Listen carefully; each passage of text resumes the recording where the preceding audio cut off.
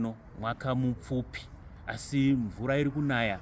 Iko zvinezvi mvura yakanaya zvakanaka chaizvo. Nzvimbo zhinji dzakatova nemvura yakapfurikidza average inoitika makore ese.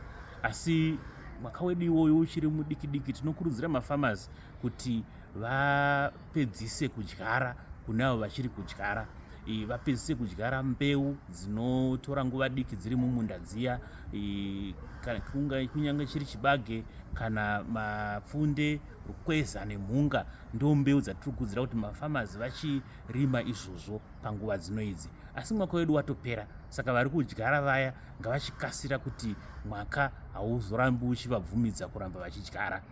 Toda kutenda varimi vakadyara pakanaya mvura apa.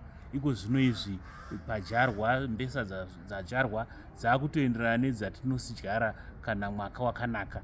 Saka toda kutenda varimi vedu vanoramba vachitora kurudziro yatinovapa nekuteerera zvatinenge tichivataurira sehurumende. Chirongwa chekurima mapfunde chiri kumhanywa nacho neadha chiri kufamba zvakanaka.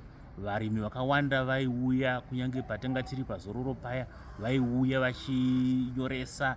Vamwe vakatotora mainputs kuenda kundodyara, vamwe vachiri kudyara. Iko zvino izvi tatova nevakadyara vanodarika 44,000.